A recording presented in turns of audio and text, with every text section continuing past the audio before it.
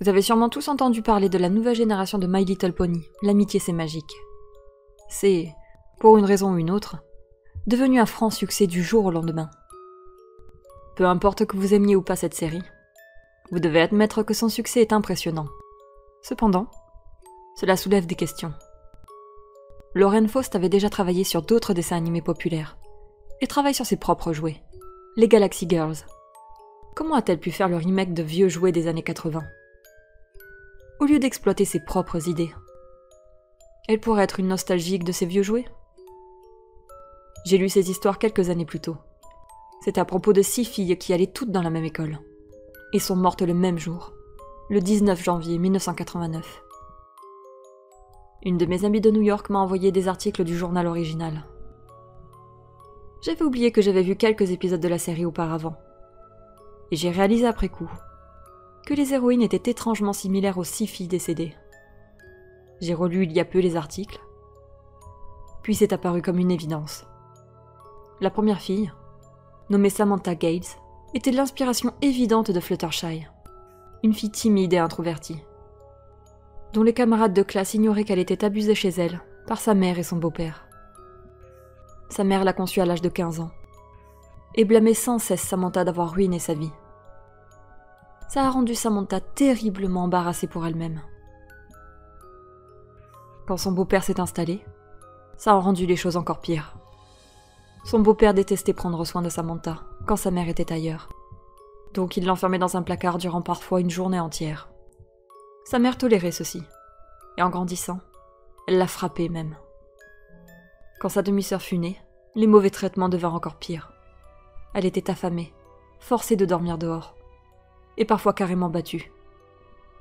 Parce qu'elle était mal habillée et avait une faible estime d'elle-même, ses camarades la harcelaient. Ses seuls amis étaient des animaux qu'elle sauvait, dont sa famille se débarrassait. Elle se suicida par overdose de Valium. La seconde, nommée Janice Walters, était une fille populaire. Elle était riche, intelligente, magnifique et semblait avoir une vie facile. Pourtant, ses parents se disputaient constamment et semblaient s'être mariés pour les apparences. Elle était élevée avec des idéaux, ce qui la rendait perfectionniste. Elle voulait devenir designer et vivre à Paris. Mais ses parents voulaient la marier avec un noble de l'État de la Caroline et avoir de nobles descendants. La plupart du temps, ses parents l'ignoraient. Leur seule préoccupation était d'être riche et d'être socialement bien placée. Mais en réalité, sa mère s'était mariée pour l'argent de son père.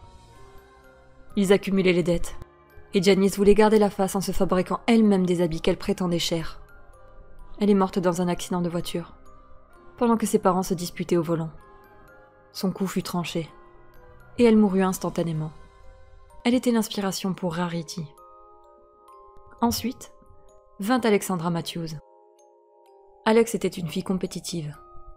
Elle voulait sans cesse être la meilleure, spécialement en sport, et surtout en course. Son père avait toujours voulu un garçon, et dès que sa mère fut déclarée incapable d'avoir un autre enfant, il décida de l'élever comme son fils. En fait, elle aimait ses parents, et elle adorait faire du sport avec son père. Elle les dépassait facilement. Cela la rendit populaire, et au lycée, elle était reconnue à travers le pays pour ses performances. Après ça, ses parents ne firent plus très attention à son succès, ce qui la détermina encore plus à faire mieux. Elle se tuait à la tâche, négligeait ses amis, ses cours et même sa santé, à un point qu'elle devint si désespérée qu'elle prit des stéroïdes. Ce qu'elle ne savait pas, c'est qu'elle avait une déficience cardiaque mineure, que les stéroïdes empirèrent. Pendant qu'elle se poussait à bout, elle s'écroula durant une course à cause d'une complication. Elle mourut à l'hôpital quelques jours plus tard. Dans le dessin animé, c'est Rainbow Dash qui lui est associée. La fille qui ressemble le plus à Applejack, Jamie Sanders, était comme le personnage, c'est-à-dire une fille de la ferme. Ce que la série ne montre pas est le fait que sa ferme faisait faillite. Sa famille se battait pour l'argent, et parfois elle faisait des activités louches pour aider. Elle avait beaucoup de frères et sœurs. Elle était la seconde de la famille, ce qui signifiait qu'elle devait s'occuper des plus jeunes. Elle n'avait donc pas beaucoup de temps pour sortir voir ses amis, ou pratiquer des activités, et bien souvent, elle faisait ses devoirs vers minuit. Elle avait une tante, qui comme dans la série était de Manhattan, et qui envoyait souvent de l'argent pour soutenir sa famille. Mais ils étaient trop fiers pour accepter. Son père mourut d'une crise cardiaque en 1987. Sa mère le rejoignit peu de temps après, quand la pression pour s'occuper de ses enfants devint trop forte. Ils furent pris en charge par leur grand-mère sénile, qui était incapable de bien prendre soin de tout le monde. Jamie elle-même s'est fait aider de nombreuses fois par d'autres personnes.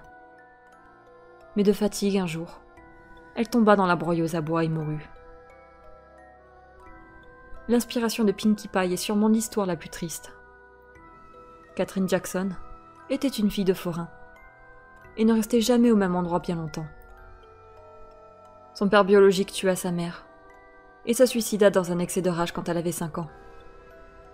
Elle ne resta donc jamais vraiment dans un foyer stable. Les autres forains étaient moyennement intéressés par le fait de l'adopter, donc ils acceptèrent la rémunération pour garder Catherine, mais ne la nourrissaient pas correctement et l'habillaient mal. Même quand elle était dans une bonne maison avec une bonne famille, ses souvenirs la hantaient et brisèrent sa santé mentale fragile en 1 million de petites pièces. Elle cauchemardait de sa mère qui hurlait, mourante, et de son père qui criait qu'elle serait la prochaine.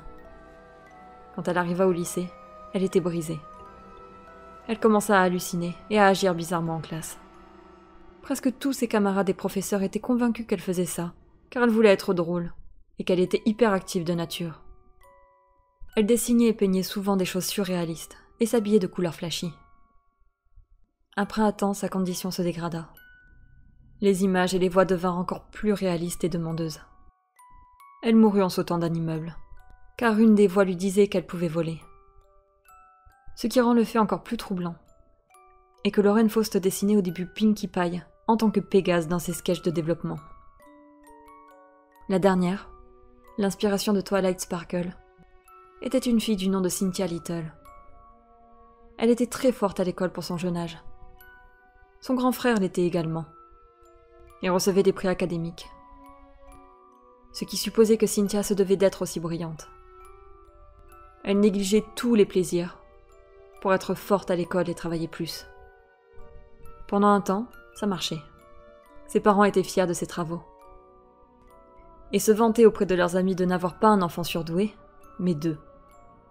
C'est pour le concours d'une grande école qu'elle commença à devenir plus motivée que les autres étudiants. Elle savait que c'était la meilleure opportunité de sa vie. Mais il y avait un concours d'entrée, ce qui la rendait nerveuse. Elle étudia au point de vouloir difficilement manger et ne dormait pas.